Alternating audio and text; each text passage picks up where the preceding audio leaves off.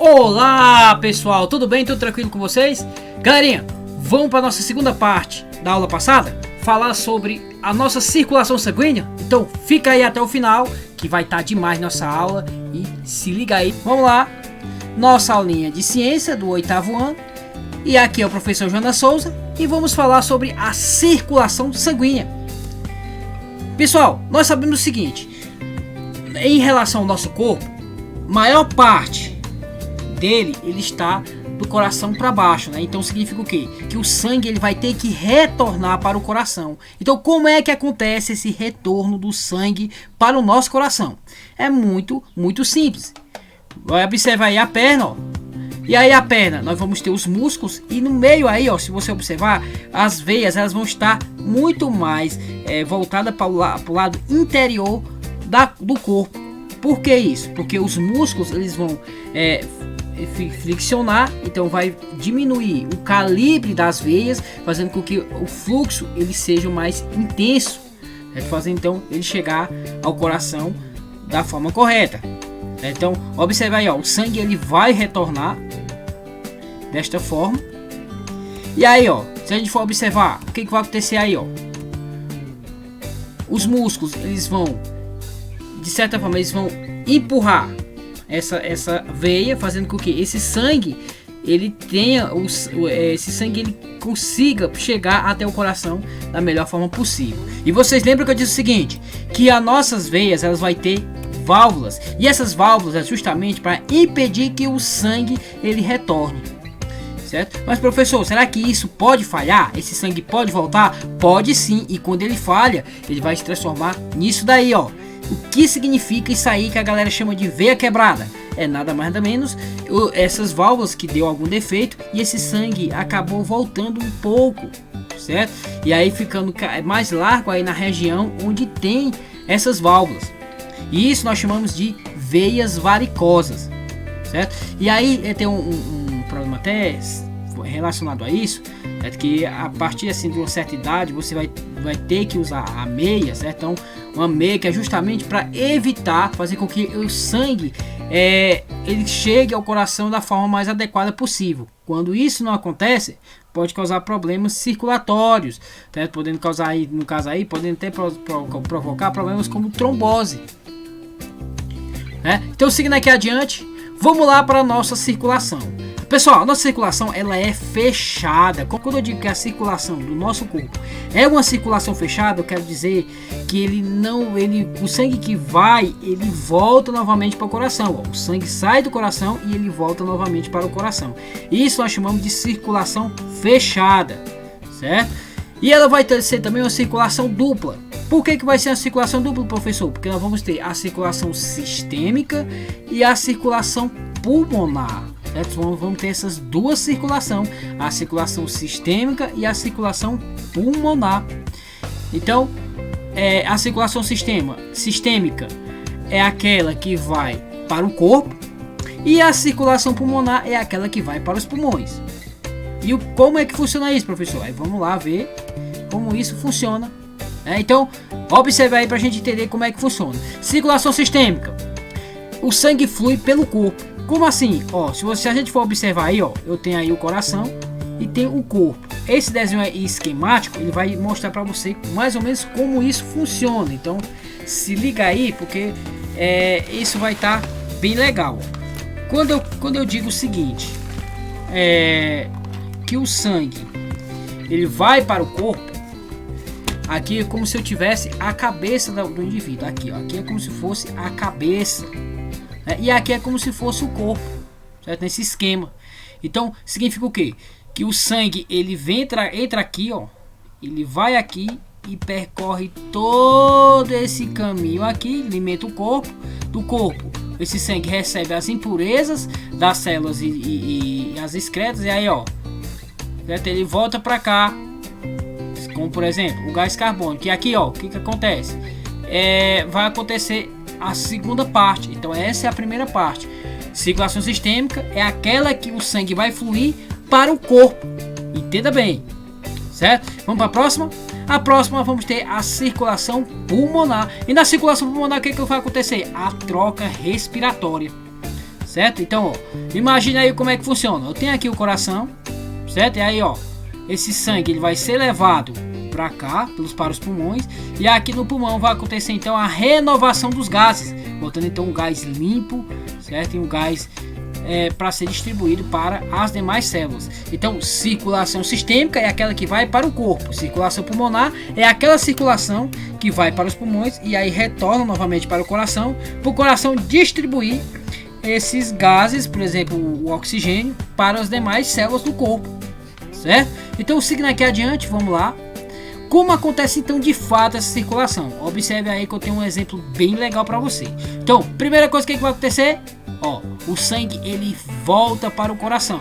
Um exemplo hipotético. E aí, ó, o sangue vem do corpo e vai para o coração, certo? E aí vamos para a segunda parte. O que vai acontecer? Na segunda parte, esse sangue ele vem aí, ó, ele sai pela artéria pulmonar, ele vai até para os pulmões, certo? Aí você vai dizer, professor, mas aí tá de azul. Pessoal, entenda uma coisa, as veias elas sempre irão trazer o sangue de volta para o coração, certo? E as artérias elas vão tirar o sangue do coração para o restante do corpo. Então no caso aí, ó, vamos ter a artéria pulmonar. Então a artéria pulmonar ela vai tirar o sangue do corpo e vai levar para os pulmões, ok?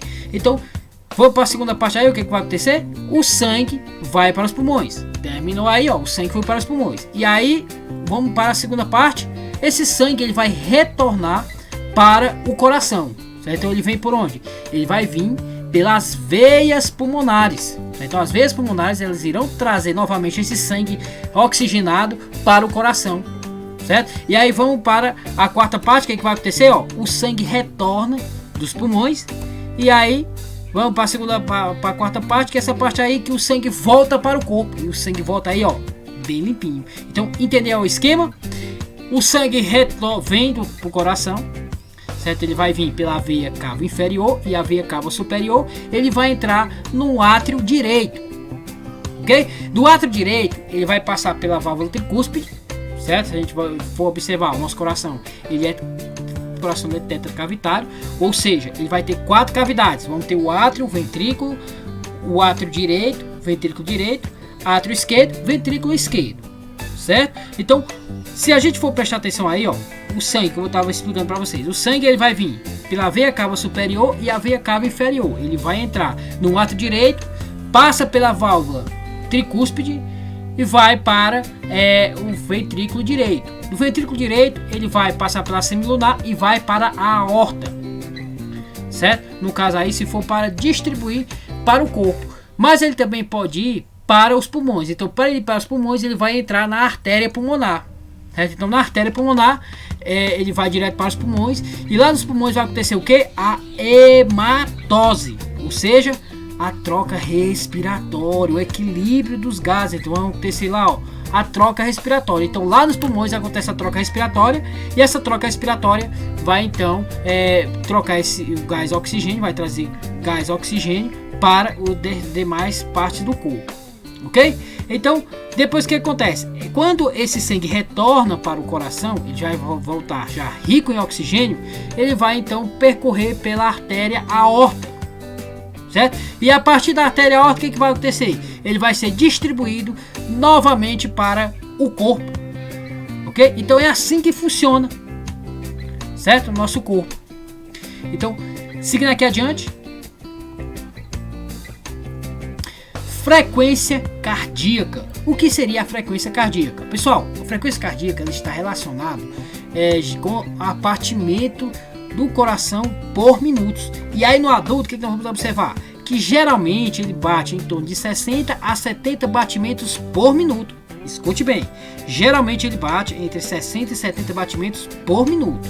Já se for uma criança, ele vai ter um batimento muito mais elevado, ok?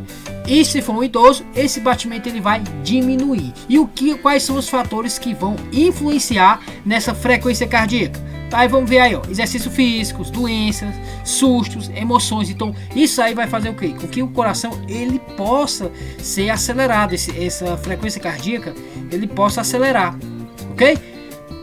Certo? E aí a gente pode ver que a idade também ele é um fator importante, principalmente vai influenciar diretamente essa frequência cardíaca, podendo influenciar, lógico, né? Então, para a gente seguir adiante, eu vou trouxe aqui um exemplo para você. Um eletrocardiograma. O que é um eletrocardiograma, professor? Pessoal, o eletrocardiograma ele é um exame feito para saber a frequência elétrica aí, do coração. Certo? Como é que tá acontecendo o batimento do coração? Se ele está normal, se está tendo algum problema. Então, graças ao eletrocardiograma, ele vai fazer esse teste, ele vai verificar se essa eletricidade cardíaca ela está correndo da forma correta. Certo? Então, seguindo aqui adiante, vamos para as doenças do sistema circulatório. E aí vamos ter aí, por exemplo, a hipertensão. A hipertensão vai ser justamente causada pelo aumento dessa frequência cardíaca que a gente viu, né? A frequência cardíaca é o batimento cardíaco aí, certo? Então ele vai oscilar. E aí nós sempre dizemos o seguinte, que para ela estar normal, deve estar em torno de 12 por 8, certo? Ok? 12 por 7, 12 por 8. Esse é um padrão aí normal de pressão. Se ultrapassar essa frequência cardíaca, o que pode acontecer? Pode acontecer a hipertensão, okay? Que é um elevado por essa carga aí, de frequência cardíaca. E a hipertensão, que é a diminuição. E a arteriosclerose, ela vai ter aí um exemplo. Eu vou mostrar para vocês aí, se você observar, vai ser caracterizado pela formação de placas de gordura nos vasos sanguíneos. Certo? A arteriosclerose é um problema seríssimo. Certo? E aí, se vocês observarem embaixo, eu vou até elencar aqui duas doenças muito conhecidas aí, no nosso dia a dia, como por exemplo, o infarto do miocárdio. Então, o infarto do miocárdio é um exemplo de doença que pode ser causada por essa placa de gordura nas artérias. Certo? Ou nos vasos sanguíneos. Então pode ser também nas veias, né? Mas no caso aí, as artérias são mais afetadas, por isso que é chamada de arteriosclerose. Então o que pode acontecer aí, vai criar essa placa de gordura. Essa placa de gordura vai fazer com que o fluxo sanguíneo ele fique menor, certo? Então vai ficar menos irrigado aí com o sangue, os órgãos do corpo, né? Podendo causar, no caso aí que a gente já viu, uma das doenças mais comuns, que é o infarto do miocárdio, e o AVC, que pode ser causado então também por essa placa de gordura, ok? Nas artérias. Então é muito interessante que se tenha uma dieta com colesterol bom, né? Com LDL, para que não venha a ocorrer essa placa de gordura, certo? Costuma-se dizer que se coma alimentos com gordura insaturadas para poder então não dar problemas de placa de gordura nas artérias. Outra doença aí nós vamos ter a trombose. Pessoal, a trombose ela é formada, não tem nenhuma relação aí com a placa de gordura. A trombose ela vai ser ocasionada pelos trombócitos, que são as células, certo? Então, aliás, são o restante da célula, megacariócito, que vai então auxiliar principalmente na cicatrização dos ferimentos. Então, quando você sofre um ferimento, que vem as plaquetas fechar aquilo ali, certo? Então, esses gruminhos que vai ser formado ali, ele pode ser formado lá dentro do vaso sanguíneo, certo? Então, podendo causar essa massa, e essa massa ela pode vir então a interromper o fluxo sanguíneo, certo? Então, causando então a trombose, ok? Então, seguindo aqui adiante, o sistema linfático. E o que é que tem de tão interessante no sistema linfático? Eu nunca tinha ouvido falar, professor. O que é isso? Pronto, o sistema linfático é um sistema que anda paralelo com o sistema sanguíneo, certo? Então, vamos ter o sistema linfático, vamos ter o sistema cardiovascular. Os dois, eles andam paralelamente. Ok? Se a gente observar aí, nessa imagem, você vai observar que eu tenho aqui, os nódulos, certo? Formando, então, o sistema linfático. E o que eu preciso saber sobre ele, professor? Aí, vamos lá para a gente ver. Ele é cerca de 1% do sistema sanguíneo, certo? Do sangue, vai parar no sistema linfático, certo? Então são os elementos figurados aí, como por exemplo, os glóbulos brancos, eles vão todos parar lá no sistema linfático. Então, para a gente entender melhor, eu vou mostrar aí no corpo como é que esse sistema linfático ele vai estar espalhado por ele. Se você observar, vai ser mais ou menos dessa forma. Aí vamos ter, por exemplo, aí no pescoço, vamos ter os linfonodos, vamos ter o timo, vamos ter o baço, vamos ter os vasos linfáticos. E aí ele tem funções elementares no nosso corpo, certo? Então, por exemplo, aí, as linfas. As linfas, pessoal, é esse líquido que vai percorrer por esses vasos linfáticos, ok? Então, para a gente entender, lá no sistema circulatório, quem vai percorrer os vasos sanguíneos será o sangue. Já nos vasos linfáticos, quem vai percorrer aí é as linfas. Então a linfa, ela vai percorrer aí, no caso, esses vasos linfáticos, certo? E o que contém essa linfa? Vai conter água, vai conter substância dissolvida, vai conter células mortas, eventualmente agentes infecciosos como vírus e bactérias. Então vão estar aí presentes, no caso aí, no sistema linfático. E qual é a função primordial aí do sistema linfático? Primeiro, ele vai reincorporar ao sangue alguns elementos que estão presentes ali, certo? Como por exemplo, os glóbulos brancos, certo? Então vai reincorporar o sangue, ok? E qual é a função básica do sistema linfático? Função seria de defesa do organismo. Então, graças ao nosso sistema linfático, nós vamos ter uma linha de defesa aí, ó, uma trincheira mesmo de defesa, certo? Qualquer patógeno que venha entrar no seu corpo vai ser detectado por ele e vai ser, logicamente, combatido por esse sistema linfático, ok? Junto com o sangue, sistema sanguíneo. Beleza? Então, seguindo aqui adiante, você já ouviu falar em íngua? Já? Pronto. Então, íngua seria o quê? Uma zona de defesa do corpo. Certo? Então, vamos supor que eu tenho as bactérias e os vírus, eles entram no corpo, causam uma infecção. Então, para poder o corpo combater essa doença, como a gente sabe que ele vai ter ali, ó, partes do corpo, como por exemplo pescoço, axilas e virilha, se sofrer uma infecção, eles vão criar barreiras, nódulos. E esses nódulos, geralmente, quando eles crescem, eles inflamam, eles ficam doloridos. Mas ele está simplesmente fazendo o quê? Ele está lhe avisando, ele está indicando a você que você está com infecção, certo? E está criando assim uma barreira que é justamente para que a doença não se espalhe para todo o corpo. Então ele vai ficar naquela região ali, certo? Então isso é uma linha de defesa. Então a íngua é nada mais nada menos como uma forma de defender o corpo contra os patógenos e as doenças que possam vir atacar o seu corpício. Beleza? Então, pessoal, para a gente finalizar, nada melhor do que uma atividadezinha para a gente confirmar o que a gente aprendeu. Vamos para a atividade. Então vamos lá, eu vou fazer a leitura aqui da questão e vocês vão responder aí no caderninho de vocês, lógico, né? Então vamos lá. Com relação à função de artérias e veias na circulação humana, analise a figura e as proposições a seguir. Tem aí pulmão, os pulmões, o sangue vai, volta, corpo, átrio, ventrículo. 4, 3. Aí ele quer saber, ó, tem 1, 2, 3, 4. E aí ele quer saber o que é isso aí, ó. Aí vamos lá. A artéria pulmonar leva aos pulmões o sangue vindo do corpo. Será que ele faz isso? 2. As veias pulmonares 2 trazem para o coração o sangue oxigenado nos pulmões. Será? Vamos para 3. A artéria aorta leva o sangue oxigenado para toda parte do corpo. Será, hein? E a 4. Veias cavas 4 trazem o sangue rico em gás carbônico do corpo ao coração.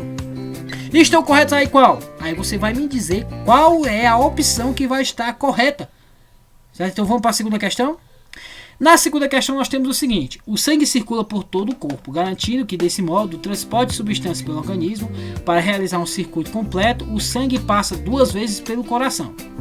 O sangue vindo de diferentes regiões do corpo, exceto do pulmão, chega ao coração pelas e sai do coração em direção ao corpo pela e aí você vai responder aí a partir aí, ó, dessas lacunas, você vai marcar a alternativa que completa corretamente esses espaços, certo? Então nós vamos ter aí A, B, C, D e E, e aí você vai escolher a que vai se encaixar melhor aí nesses espaços, beleza? Então vamos para a terceira. A terceira tem assim: quando verificamos a pulsação de uma pessoa, estamos observando o que? Frequência respiratória, movimento intestinal, volume sanguíneo do coração, frequência cardíaca, oxigenação do cérebro. Opa, e aí você vai escolher uma dessas opções para você marcar, né? Vamos para a próxima aí. Quarto, após sofrer hematose, que é a troca de respiratório, lembra lá, troca respiratória, hematose, então vai acontecer o equilíbrio nos pulmões, o sangue retorna, vou ler de novo. Após sofrer hematose nos pulmões, o sangue retorna ao coração via veias pulmonares, ok? E ele chega ao órgão pelo, e aí você vai responder aí por onde é que ele chega. Será que ele chega pelo ventrículo direito? Será que ele chega pelo ventrículo esquerdo? Será que ele chega pelo capilar esquerdo? E aí você vai marcar a opção que está correta aí. Vamos para a quinta questão. E a quinta questão nós temos aí um desenhozinho, né? E aí você vai ler e vai ver, observar aí a imagem e vai responder. Então tem assim: observe a imagem abaixo, identifique a cavidade que são responsáveis respectivamente pela entrada e saída de sangue do coração. Aí vamos ter aí, ó, válvula tricúspide e mitral, veia cava superior e inferior, veias pulmonares, átrio e ventrículos. E aí você vai responder aí por onde é que esse sangue ele vai entrar e por onde ele vai sair. Beleza? Galerinha, nossa aula fica por aqui. Certo? Até a próxima. Valeu e tchau!